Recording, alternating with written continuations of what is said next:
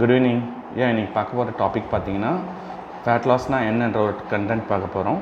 And இதில் என்னென்ன mistakes நடக்குது, ஸோ இதை எப்படி வந்து ப்ராப்பரான முறையில் நம்ம ஒரு ஃபேட் லாஸை பண்ணலாம் என்ற ஒரு கண்டென்ட்டை இந்த வீடியோ கிளிப்பிங் மூலிமா நம்ம பார்க்க போகிறோம். ஸோ ஃபேட் லாஸ் யாருக்கு தேவைப்படும், ஃபேட் லாஸ் யாருக்கு தேவைப்படும்ன்ற ஒரு ரீசன் பார்த்தோன்னா, யாரெல்லாம் வந்து பிஎம்ஐ செக் பண்ண சொல்ல அவங்க ஓவர் த பிஎம்ஐயில் இருக்காங்களோ, ஸோ அவங்களுக்கு வந்து ஃபேட் லாஸ் கண்டிப்பாக தேவைப்படும். ஸோ ஃபேட் லாஸ் பண்ணுறதுக்கு நம்ம ஃபுட்ஸ் எல்லாமே அவாய்ட் பண்ணோமான்னு பார்த்தோன்னா அப்படி கிடையாது. நம்ம எல்லா ஃபுட்ஸுமே இன்டேக் பண்ணணும். அது எல்லாமே வந்து complex carbohydrates, essential fatty acids, micro nutrients and nano nutrients and traced minerals and vitamins with amino acids and proteins and essential fatty acids.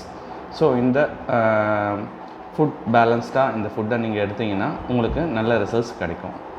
So இதை எப்படி வந்து நான் டயட் பிளான் பண்ணுறது, ஸோ எனக்கு வந்து கரெக்டான டயட் பிளான் என்ன என்ற ஒரு டாபிக் கண்டென்ட் பார்த்தோம்னா, ஸோ கரெக்டான டயட் பிளான்ன்றது வந்து நீங்கள் ஃபுட்டை அவாய்ட் பண்ணுறது கிடையாது.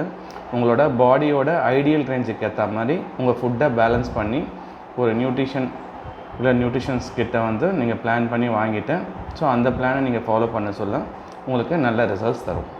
ஸோ எந்த ஒரு டயட் பிளான்குள்ளே போகிறதுக்கு முன்னாடியும் உங்களோட கரண்ட் பாடி கண்டிஷனை ஒரு டாக்டர்கிட்ட அனலைஸ் பண்ணிவிட்டு அதுக்கப்புறம் நீங்கள் ஒரு டயட் பிளான்குள்ளே கொண்டு வரது ரொம்பவே நல்லதாக இருக்கும்.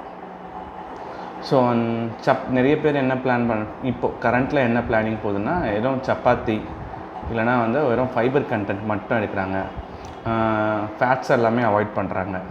ஸோ அந்த மாதிரி நம்ம ஃபாலோ பண்ணுற மாதிரி இருந்ததுன்னா நீங்கள் ரிஸ்க் ஃபேக்டரை தான் ஃபேஸ் பண்ணுற மாதிரி இருக்கும். ஸோ நம்ம வந்து பேலன்ஸ்டாக தான் சாப்பிடணுமே தவிர எந்த ஃபுட்டையுமே அவாய்ட் பண்ணக்கூடாது. ஸோ பேலன்ஸ்டானா நீங்கள் ஃபேட்னா அதுக்கோசம் எண்ணெயில் போட்ட பொருளை சாப்பிடக்கூடாது. அதாவது குட் ஃபேட்டி ஆசிட்ஸ் ஃபுட்டாக சாப்பிட்ணும். அதாவது நட்ஸு, சீ ஃபுட்ஸு, ஸோ அப்புறம் பார்த்திங்கன்னா good source of olive oil, peanuts. So இந்த மாதிரி ஃபுட்ஸ்லேருந்து நீங்கள் ஃபேட்டை லோட் பண்ணி கன்சியூம் பண்ணணும்.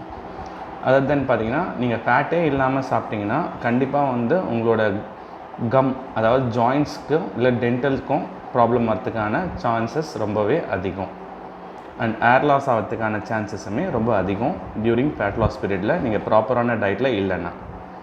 ஸோ அதனால் வந்து நீங்கள் கெலோரி டிப்ளேட் டயட் போனவே தவிர எந்த ஃபுட்டையும் அவாய்ட் பண்ணக்கூடாது.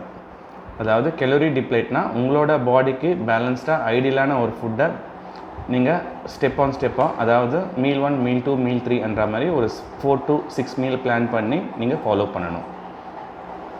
ஸோ இதில் பார்த்தீங்கன்னா ரைஸை அவாய்ட் பண்ணுறாங்க நிறைய பேர். அது ரொம்ப ரொம்ப wrong. Rice is a good source of carbohydrates. So அது வந்து குவான்டிட்டியை தான் கம்மி பண்ணணுமே தவிர சுத்தமாக அவாய்ட் பண்ணக்கூடாது. அண்ட் சப்பாத்தியே 3 வேளை எடுக்கிறாங்க, அதுவுமே ரொம்ப ராங்கு.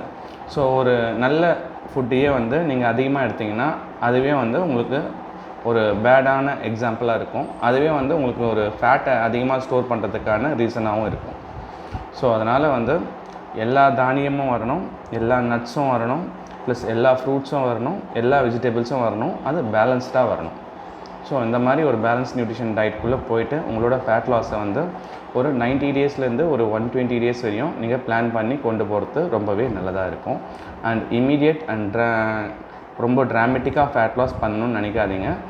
அந்த மாதிரி நம்ம போகவும் கூடாது. ப்ராப்பரான முறையில் வித் ட்ரெயினரோட கைடன்ஸோடு நம்ம கொண்டு போகிறது ரொம்பவே நல்லது. ஸோ இந்த மாதிரி ஃபர்தராக சின்ன டிப்ஸ் எல்லாமே நான் அப்டேட் பண்ணுறேன். உங்களுக்கு எதனா டவுட் இருந்ததுன்னா எனக்கு கால் ஆர் டெக்ஸ்ட் பண்ணுங்கள். தேங்க்யூ.